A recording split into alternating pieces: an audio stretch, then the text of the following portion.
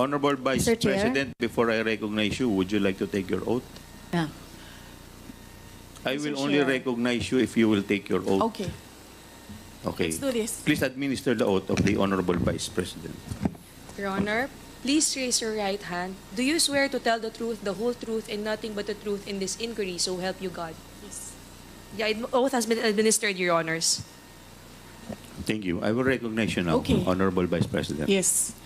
Mr. Chair, the position of Undersecretary and Assistant Secretaries and other appointed positions are positions of trust and confidence by the appointing authority. The resignation letters of the USEX and the ASEX of DepEd were accepted by the appointing authority. And who is that? Mr. Chair?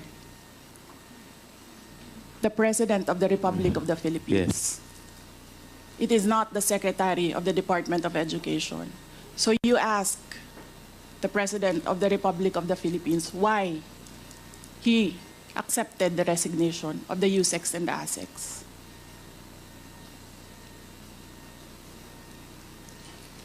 What is the point, Honorable Vice President? Ang sinasabi ko sa inyo, bakit nyo kine-question ang due process? Tanungin nyo ang appointing authority, bakit niya tinanggap ang resignation letter?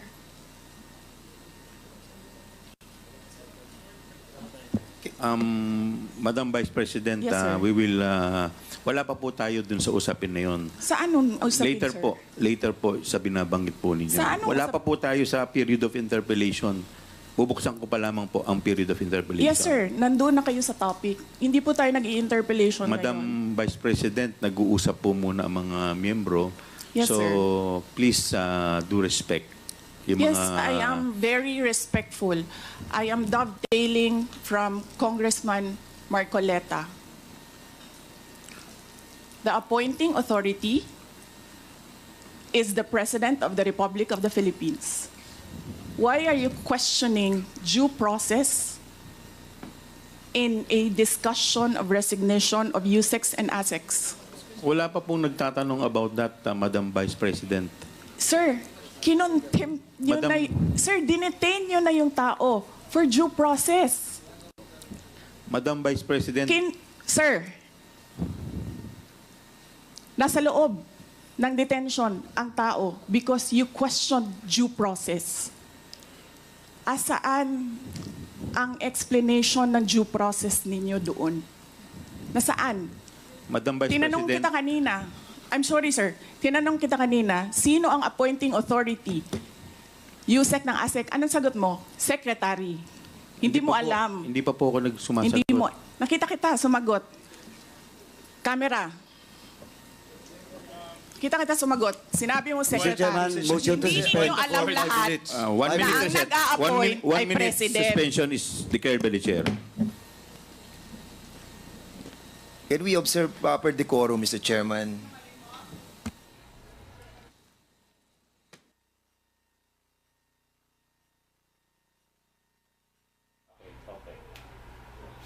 Another minute suspension there called by Congressman Joe Chua. Finally, Vice President Sara Duterte took her oath after she was refused to be recognized by the chairman of the committee, saying that he will only allow her to speak if she takes her oath. And with that, the Vice President stood and took her oath, and she was able to freely speak. But here's where we're at this point. The Vice President, in her words, says that she's dovetailing from the statements of Congressman Marcoleta about due process, but they're not there yet. The members of the committee were still trying to thresh out certain issues before the period of interpellation could actually begin. But the Vice President was insisting about due process, and then the temperature once again rose, and that's why the chairman of the committee, Congressman Joel Chua, called for a minute suspension. The Vice President is speaking. Let's go back to the House of Representatives.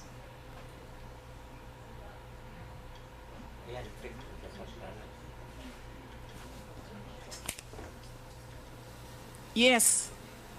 Sir.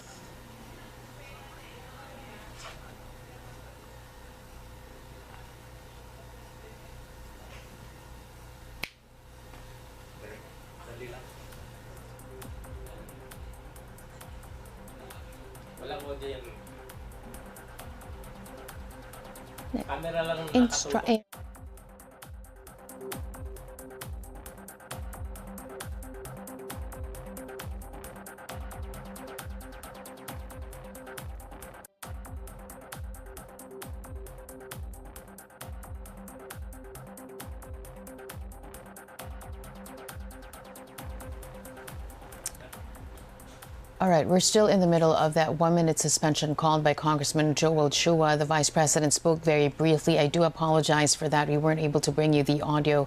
Still do not know what the Vice President said in that brief moment, but we're in the middle of this 1-minute suspension after the Vice President insisted on tackling the very topic of due process, to which Congressman Joel Chua said they're not there yet.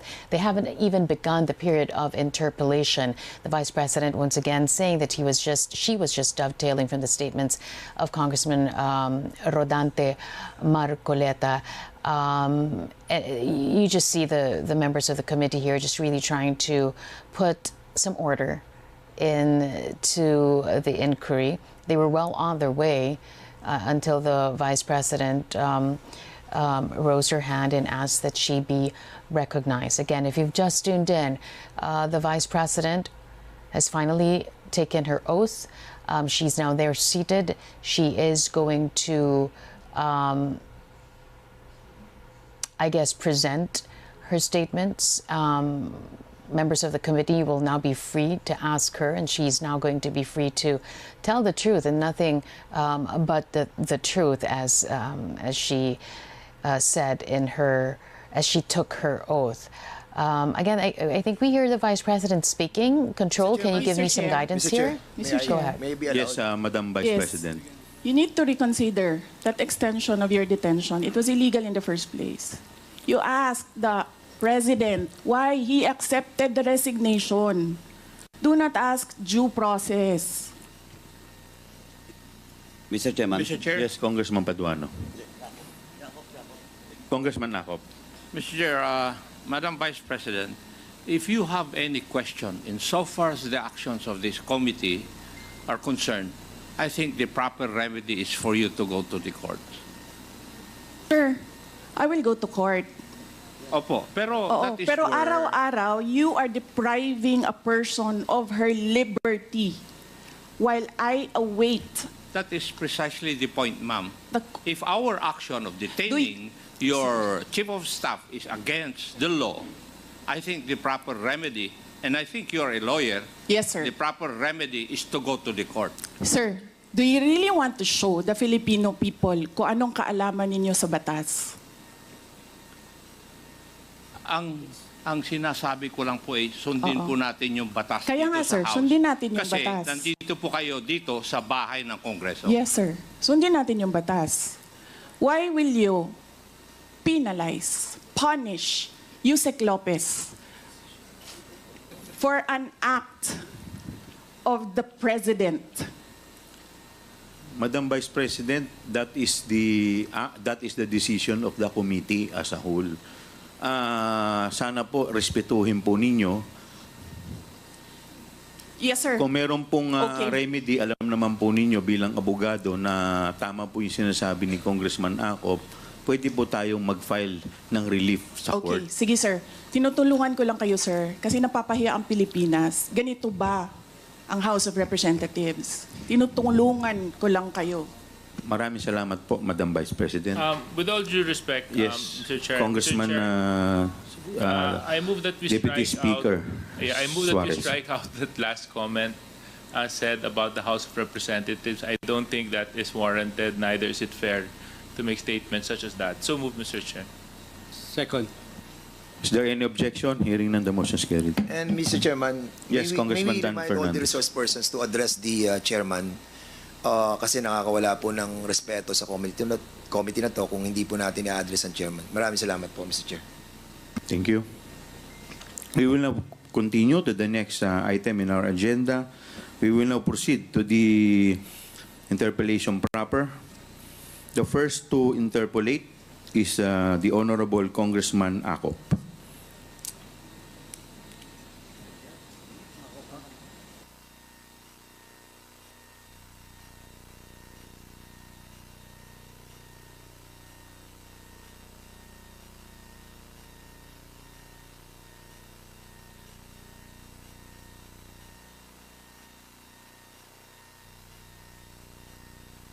Thank you, Mr. Chair. May I ask Mr. Edward Farda?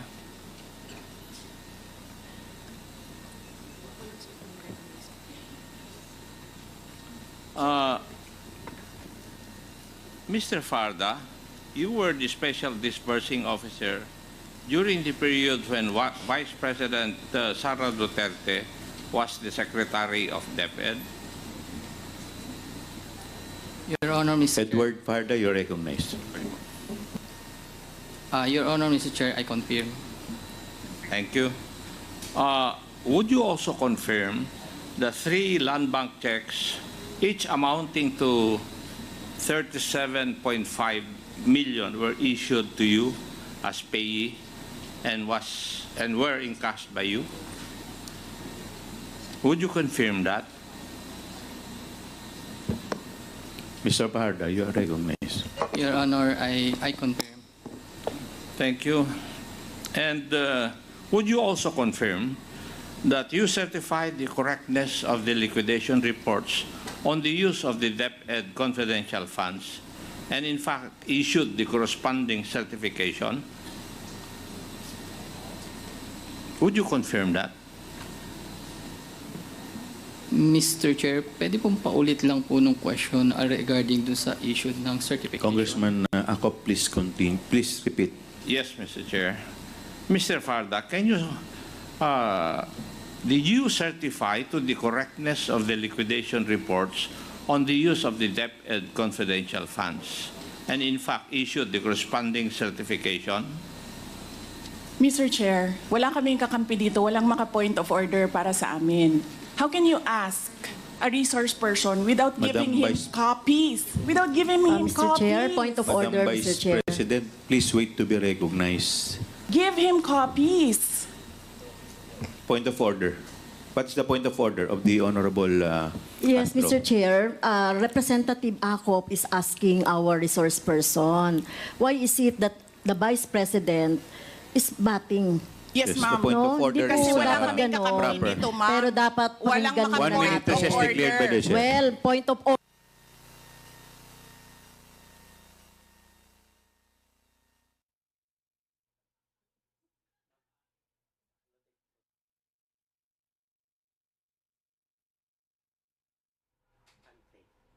All right, another suspension there called by the chairman of the committee, Congressman Joel Chua, after the vice president interjected without being recognized.